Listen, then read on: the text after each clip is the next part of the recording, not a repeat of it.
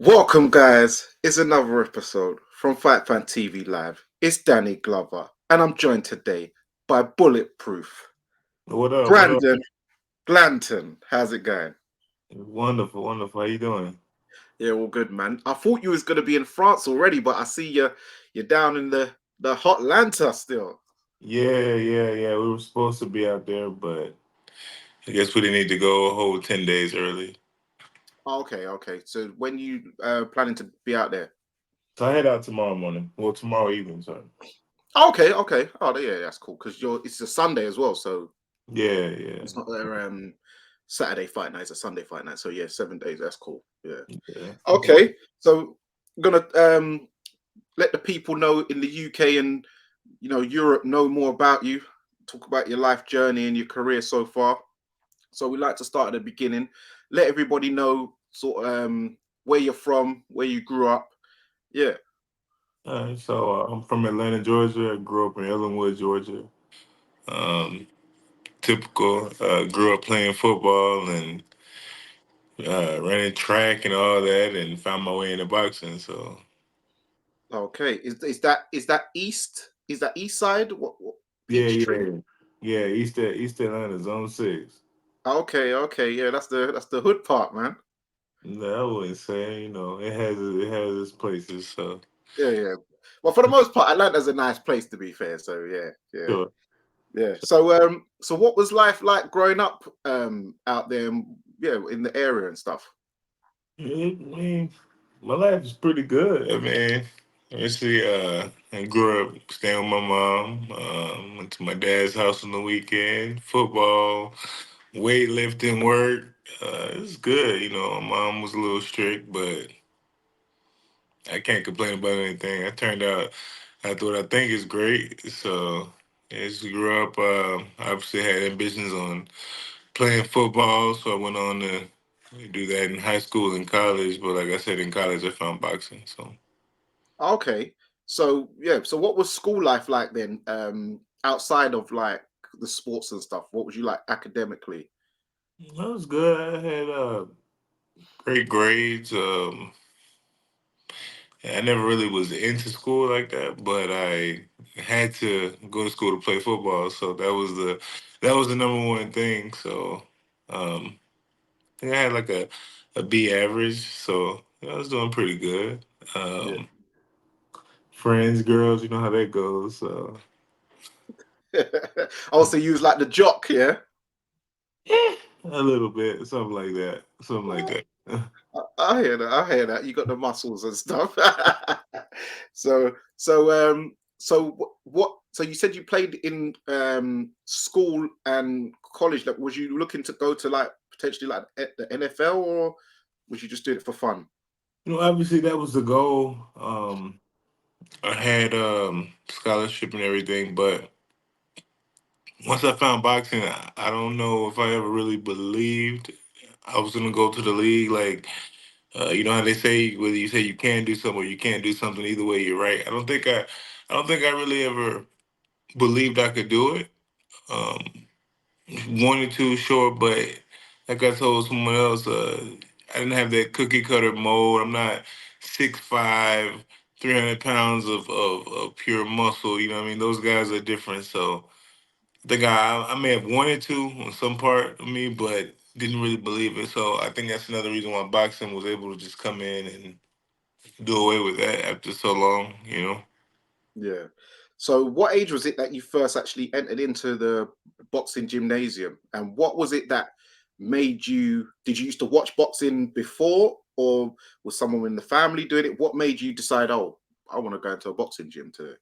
No, actually, boxing was a fluke, man. Like I had no idea. It started off as a bet. Like one of my buddies, he competed. He was an MMA fighter, and he worked with me at Kmart. And he just begged that I wouldn't come to the gym. So I had no idea that I was getting into all this.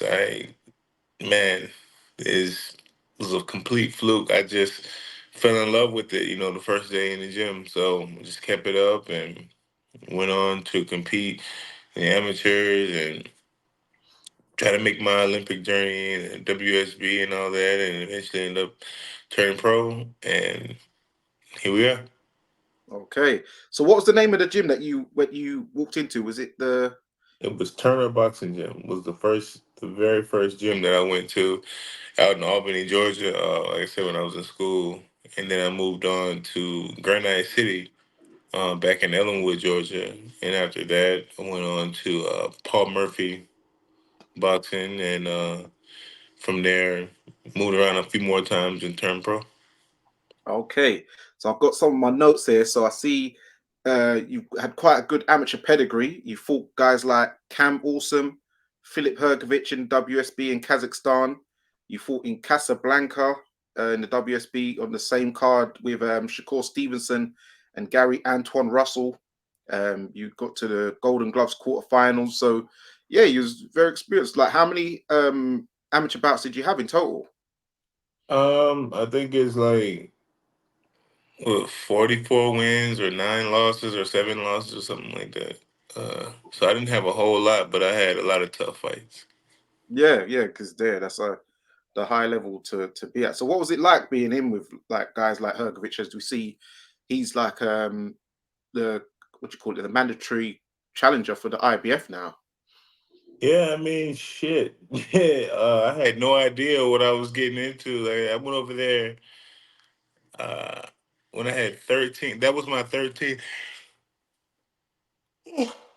Excuse me. That was my 13th amateur fight. Wow. Yeah, I had no idea. Like, I just knew they were paying me every month to go. I didn't know what it was. They give me a pair of gloves and a gum shield, and I said, "All right, let's do it." Like, Ah, even then, like I had no idea who that was. Um, I was really willing to run it with anybody. So yeah. yeah. So was he using those rabbit punches at the back of the head even back then? Listen, that guy punched me so hard. He blacked my eye through my guard. You know what I mean? Like I said, I had no business. I don't know why the U.S. allowed that, but it's experience. So you know that it was a great experience. I think that kind of speaks to why I'm not afraid to fight anybody. Just being that I fought everywhere in the amateurs. I sparred everybody. I did everything. It was like, hey, you the baddest man in the land. All right, here I come. You know. So at that time, I was just on a mission to figure out how good I was. Obviously now that fight with Philip would look really different, but um, man, it was a hell of an experience, though. That's for sure. Yeah. But he is the weight above you now, though, to be fair. Remember, he's Well, that was back then. Like I said, uh, I have no problem with these heavyweights now. So, okay. Yeah, fair enough. So then you decide, so you went pro.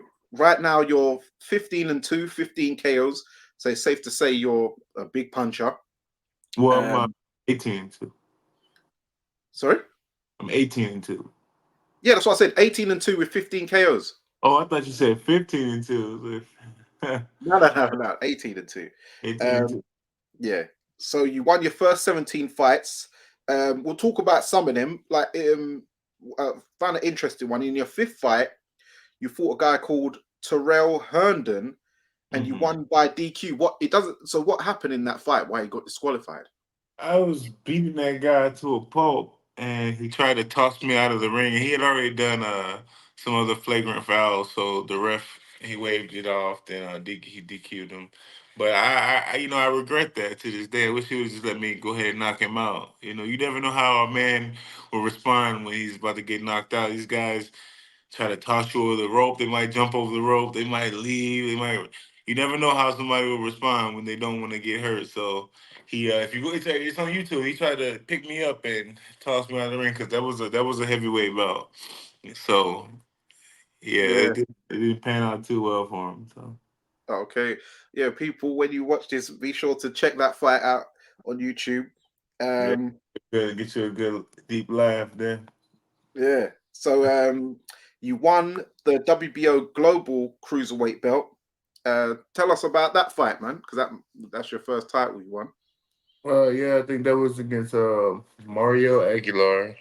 and or something Aguilar, and yeah, it was another guy who I don't feel like belonged in the ring with me, but obviously you got to work your way up in boxing. So he brought a lot of experience and some good knockouts to the fight, and he couldn't do anything in there with me. So Yeah, I hear that. And then in your then you lost a split decision to David Light, who most notably we know over in the UK, he fought Lawrence Okoli. He went the distance with him, but you managed to put him down in the last round. Something Lawrence didn't even do. So yeah, how did you feel that fight went? What went wrong? What do you think you could have done better? um, in that fight, I think I could have not allowed him to smother me so much, but I beat that guy to a pulp. Um, I'm sure you don't believe I lost that fight, and things happen. You just gotta widen your margin of victory as much as possible and not leave things to the judges. So you never know how it'll happen. So what'll happen. So yeah, I think he knows how I'm feeling. He knows what I'm about, and I think the rest of the boxing world does too. Yeah, I hear that. Then you fought in Dubai. Um, you lost a majority decision to Sozlan Asbarov. How do you feel that fight went? Do you feel that was a fair decision, or do you think You it know was what? I a feel bad like decision? that fight was a lot closer than the David Light fight. My hats off to Soslan for dealing with that because he went through a lot that night. I remember hearing him groan and moan in the ring, in pain. So my hat goes off to him for being very tough, having a lot of grit. So, but again, I don't think that's a fight that I lost. I think at worst it was a draw, but you know, again, that's what happens when you leave things to the judges and you don't widen that margin of victory. So I don't blame anybody but myself. Yeah, Um, things happen, and some people see it this way. All of Russia saw it my way. Regardless, on the night, I didn't do enough to have that margin wide enough so you don't cry over spilled milk. You get in there and do better and don't make excuses. yeah, I hear that. So then you did decide to take matters out of the judges' hands in your next fight, where you got back to winning ways, knocking out Carlos from Manta Romero in the third round. So how did that feel to get back on, back on track? It felt really good. I realized in Dubai how much the David Light decision bothered me because I was talking about David Light before I walked out to go fight Sozlan. So I still wasn't focused. I wasn't mentally there. So it felt good to be back 100% mentally going into the Fermenta fight. And when I heard him speaking, I was just like, all right, we got another body here because he's saying all the wrong things. So I kind of knew he didn't belong there with me. Yeah. So your next fight you've got coming up, we're going into fight week now, is in Deauville, France, versus Bosnian Croatian Emil Markic. Um, we're a bit familiar with him over here. Some most people didn't see the Umar Salamov fight. I did, but most people would have saw him fight Callum Johnson on the Queensbury card with Frank Warren, where he rocked um, Callum in the first round, but he got stopped in the second round. What do you know about Emil Markic, and have you watched any of his tapes before? I watched a little bit of him. I saw the Callum Johnson fight and a few fights after that. So um, I think he's a veteran for sure. He's got a ton of fights, a ton of experience. He's been in there with some top guys. Um, I think he's quick. He's quick. I think he's pretty quick. He throws his hands. I think he's definitely coming to fight. Like I said, he's a veteran, so I'm expecting him to be a little crafty in there. Some things that I won't know until I get in there with him, but I know I'm a lot bigger than him. Um, from what I saw, I feel like I have the better ring IQ, and I think he'll be in for a hot one on January 28th. That's for sure. Yeah, because you're both the same height, but you've got a 5 inch reach advantage over him though. Hmm. So that'll be interesting to see. So you probably be looking to take advantage of that, I imagine. Yeah, he like I said, he's a natural light heavyweight, so naturally I'm a lot bigger. Not saying that you know size always means anything, but I don't know how well he'll be able to adapt to the pressure once it happens. Even though I mean I can't hide how I fight. People know how I fight. They know what I bring to the table. They know what's happening. So we'll see how he adapts to it, but I don't imagine it'll be too well. Yeah. So this will be your second attempt at the WBO international title. So how sweet will it feel to finally get your hands on it at the second time of asking? It would be a lot of relief, that's for sure. I as I mentioned before, I'm a guy that believes if you do what you're supposed to do, you get what you're supposed to get. So um, losing to David Light, it didn't compute. Like it doesn't even math thing. So I'm gonna do it again. I'm gonna do it for sure this time, and everything will be more devastating. And the David Light fight was pretty bad, so I'm um I'm gonna show up in full effect. That's for sure. Um, I need this. I'm taking this one, and I know what defeat feels like. I know what I went through. I know how the quality of almost quality of life kind of went down with that, and I had to dig my way back, and I'm still digging. So you can bet Emil is gonna be in for the hell of a fight that night. Okay. So this will be your second title for the WBO type of strap. But I know, but you're ranked number 13th in the WBA, Gilberto Mendoza's belt, and also 14th in the WBC. So will this sort of propel you into the top 10, do you feel? And what's your plans for the rest of the year? Yeah, I've been top 10 before, and didn't have this strap, so I'm hoping that it lines me up an opportunity with Billum Smith. Um, like I said, David Light now was a world title eliminator for Lawrence. Challenger. Right, and he before Lawrence got his world title shot. Um, he fought for the international, so I'm kind of hoping that it's a thing here. You win the international, you go and fight for the world title. So I can absolutely abuse Billum Smith, and everything can be right. I hear that. Well, he's fighting Richard Riakporhe next, um, but I imagine you believe you'll get through that. So then you'll be next Yeah, up. So is it always? Have you always wanted to come to the UK to fight? yeah, man. I came to the UK to harass Chamberlain, and it worked out well. So, yeah, man, I love the UK, man. Plus, you guys love cruiserweights. Obviously, I gotta come make a name over there, but I like the people. I like, the places I've been. Manchester was fun. Bournemouth was all right, you know, but met some good people, some good contacts, and everyone was kind. And it's cold over there at night, but other than that, nah, I'm looking forward to coming back to the UK and shining. Okay, so Isaac Chamberlain, yeah, I know him very well. He used to box at the same amateur gym as me when he was younger. The Lynn AC, so shout them out. So what is it you were saying to when you was harassing him? No, he's you know, t- he's domestic. He won't he doesn't mind fighting guys only in the UK. We can say that.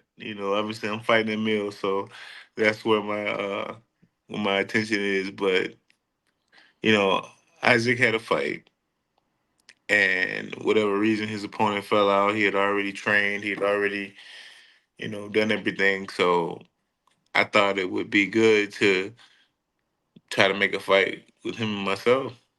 Since everything was already done, we could fight the catch weight. Um, Ben was all for it, but it didn't come to fruition. So maybe next time. I'm not. I think he took some time off after his last fight because the guy had been training for a while, so I can't blame him for that. But one of these days, we'll focus on Emil for right now. But one of these days, Isaac, knock his Sonic coins out. But nah. Oh my god. So, talking about, you said you met some good people whilst out here. So you've hooked up. You've got a new manager in Napa. Um, so how did that come about? We were in Dubai, and this big black scary guy was just in there.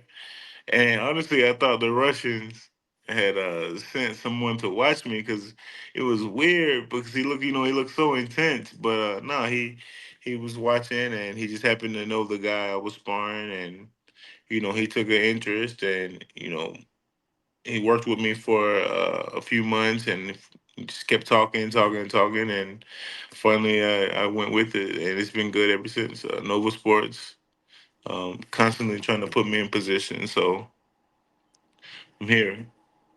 Okay. So yeah. So you're going out to Deville. Have you been to France before?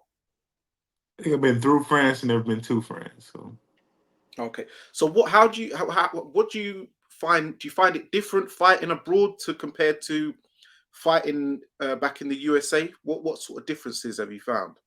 well, 'Cause you fought in every Mexico. You fought in Dubai. You uh, fought. Yeah. What? Yeah. Tell us about that. everything everything is the same in the square circle, but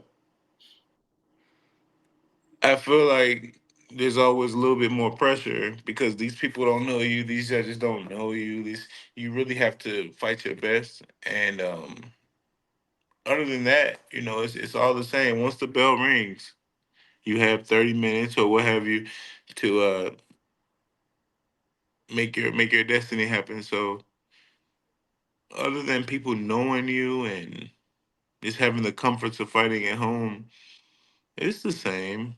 Um, I think you fight, like I said, you naturally fight with a little bit more intensity just because you know what's at risk. But we're all professionals, so you know what we gotta do. Yeah. So also, last question: where did the name Bulletproof come from? Is there a story behind that? So when I was an amateur, one of my old coaches, Sugarbird and Mike Seals, they just kept. I used to take some really bad shots when I was coming up. I just all around tough, and I think Bert mentioned something about being bulletproof one day, and it just kind of stuck. Obviously, you see me fight. I got a granite chin, but bigger than that, personally, I believe in being bulletproof in your lifestyle, being bulletproof in your training, being bulletproof in how you treat people. So outside of my chin, being bulletproof is just being covered and being solid all the way around. If your coach tells you to go out and run a certain amount and you run half of that, well, that kind of questions your integrity, right? You're not living. You're not training as if you were bulletproof. If you know you're supposed to be making a weight limit and you constantly miss weight, you're not being bulletproof. You're not being solid if you mistreat your team and your people. So if we all work to be bulletproof, we can better our overall quality of life. So Yeah, I hear that. Okay, so we're going to go into the penultimate round. It's a series of questions. You give one answer, so we'll start off easy, and you'll kind of get the gist of it. So here we go. Red corner or blue corner? blue, Left hook or straight right? left hook, Everlast or fly? fly, Cleto Reyes or Grants? Grant. Rival or winning? Rival. For boots, Nike or Adidas? Adidas. Oh yeah, he calls it Adidas. Everlast or Lonsdale? Ah, I don't like Everlast. Lonsdale. Oh wow, I'm surprised. Oh, Okay. Tupac or Biggie? Biggie. Nas or Jay-Z? Jay-Z. Ali or Tyson? Tyson. Jack Johnson or Joe Louis? Jack Johnson. Oh yeah, cool. Come on, he's from the South, man. For the Sugarmen, Ray Robinson or Ray Leonard? Robinson. Michael Buffer or Jimmy Lennon Jr.? Jimmy Lennon Jr. Just because he was in my time. Yeah, I hear that. Mills Lane or Steve Willis? Mills Lane. No, I'm sorry. Stop. No, I'm sorry. Steve Willis. Steve Willis. My guy. Yeah. All right. So for predictions of fights that will potentially coming up, Beterbiev or Bivol? Bivol. What's his name? Tim Tszyu or Virgil Ortiz?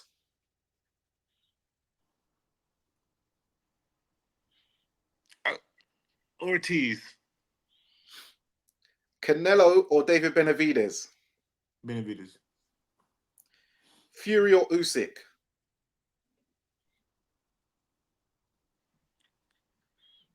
Usyk. Oh, Joseph Parker or Zilly Zhang? Now that's one I'm looking forward to. Zane. Yeah. Okay. All right. BMW or Mercedes? Mercedes. Audi or Lexus? Audi. Rolls Royce or Bentley? Rolls. For ladies, dark skin or light skin? No comment. All right. Slimline or curvy thick? Curry thick. Yeah. Oh yeah. You're from the A, man. The peach. You So feel me? yeah. Oh, natural or surgery? Natural. Yeah. Good. Good. Hip hop or R&B? R&B. Slow jams or New Jack Swing? Slow jams. House or EDM? House. Okay.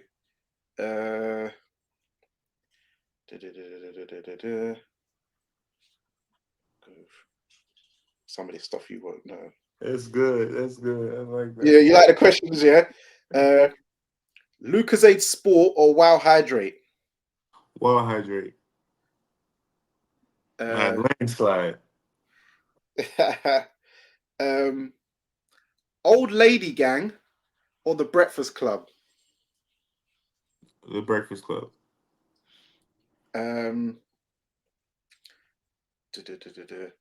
Chick-fil-A or what's the other one? Popeyes. Chick-fil-A. Yeah? Okay. So do you prefer town life or city life? Town. I should have done. I had a set of. I was meant to actually go Atlanta for my bachelor party years ago, and I actually had a load of clubs, and I've deleted it from my phone. Otherwise, I would have asked you about the different Man, clubs. you know what? I sometimes I gotta slow down, man. Like we were just talking about. I think my buddy, he's from New York, and he loves the city, man. I would rather just be in the country, man. All that noise, man, is it's just a lot. I'd rather go to the city and go home. Okay. Go to go to the club for 30 minutes and leave. You know, so it's What? not me. Well, like Blue Flame and all that. Hey, you said it, I didn't. Yeah. But what? Listen, one time I am gonna get out there. I am gonna get out there. I'm gonna bring my boys, and when we do, I'm gonna hook you up, and you're gonna show us a good Hey, yo, time. listen. get my boy Kenny. We going to visit, baby. yeah. But as Umar Johnson says, we must stay focused, champ. We must stay Gotta focused. stay focused. Hey, listen, it's today. Actually, it's today the 20th. Yeah, today's the 20th, right? It's his 21st. birthday. I think. 21st. It's today 21st. Yep. Oh man, I got a call. His birthday was yesterday. I'm So sure yeah, he was in full effect last night. So I hear that. I hear that. So yeah, man. Well, I'll let you get your mind right and everything prepared for fight week. And it's been great talking absolutely. to you. And I wish you all the best. And let's go, champ. Bring it home. Hey, absolutely. Thank you. Go check me out at Team Bulletproof and also the networks, and we'll see y'all soon. Yeah, tell everyone your handles of where to find you on Instagram and all the rest of it. Yeah, so you can find me on Instagram at Team Bulletproof. TikTok is Team Bulletproof Official, and Twitter is Team Bulletproof with two O's. So check me out. Don't blink. It's gonna be full effect on January 28th. That's for sure. And there you have it. We've got the cruiserweight contender, bulletproof, Brandon Glanton. It's Danny Glover. It's Fight Fan TV. And remember, guys, persistence beats resistance. You know where it is. See y'all soon.